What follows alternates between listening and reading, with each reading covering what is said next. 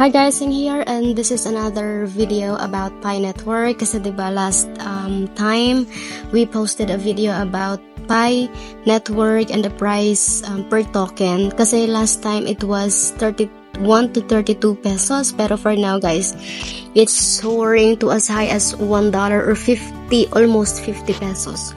Yan, tingnan natin ngayon dito guys. Sa buying, search nyo lang dito sa Facebook, buying Pi. Yan. Ayan guys, so buying Pi right now, the price is 44 to 45 pesos. Yan, 45. Ang daming bumibili ng Pi ngayon guys sa price na ganito. So, kung meron ka pang natitirang Pi, napakaswerte mo kasi napakataas na ng price ngayon. Kasi last time we sold at around 8 pesos. So, napakababa kaya sising-sising ngayon. And, pero guys, if you want to sell your Pi tokens, make sure na ang seller na kakatransact nyo ay legit.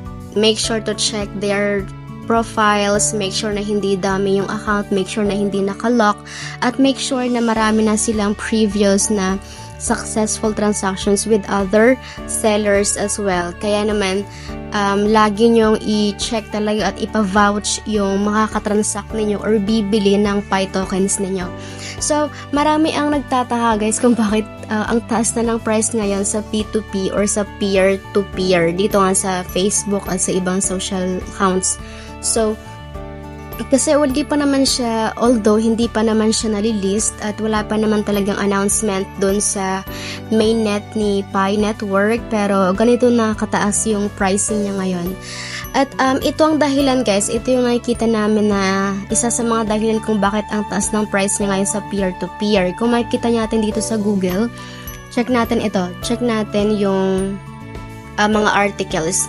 Yan, makikita nyo dito ang daming articles na nagpo-post na Pi Network has successfully raised $15 billion in funding. Grabe no, sobrang laki. Kung yan guys, kung yan ang totoong funding nila, then $1 per token is napakababa na lang nun. So maybe, so sabi nila magkakatotoo yung price niya $314,000 per Pi token.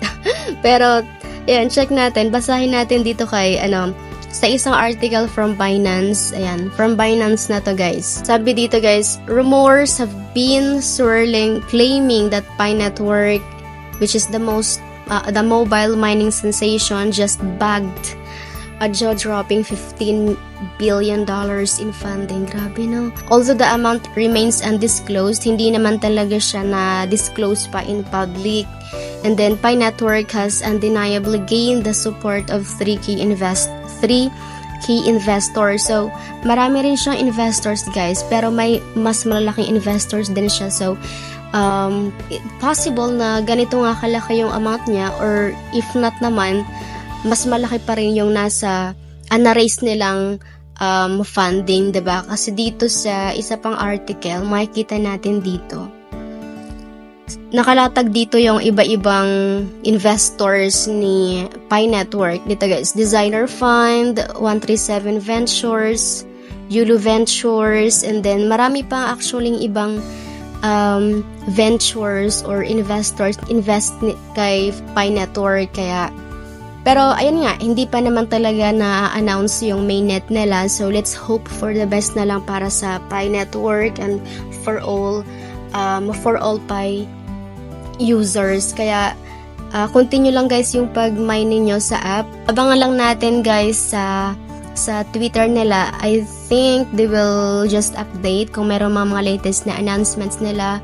Make sure na naka-follow din kayo sa Twitter account ni Pi Network para alam nyo kung ano na yung ganap, ano na yung progress ng project. And then yun nga, you can either sell your Pi tokens now sa price na ganito na 45 pesos per token, or you can also hold your Pi tokens. Yan guys, it's up to you. You have a choice, but make sure na legit lang talaga yung makakatransact ninyo para hindi po kayo ma-scam, para hindi masayang yung effort nyo sa pag-mine ng Pi Network, diba? Yun lang, and if you want more crypto airdrops with step-by-step tutorial, make sure to subscribe to this channel. And then, thank you so much for watching this video. Bye-bye!